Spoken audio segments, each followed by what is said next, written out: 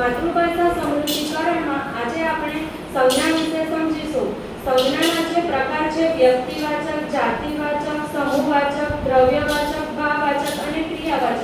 તેમાંનો એક પ્રકાર સમૂહવાચક વિશે આપણે વિસ્તારથી સમજીશું.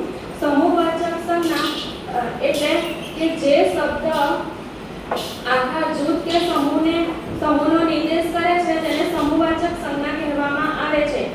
આ સંજ્ઞા હંમેશા એકવચનમાં વપરાય છે, પરંતુ તે આખા સમૂહને દર્શાવે છે. એના ઉદાહરણ તરીકે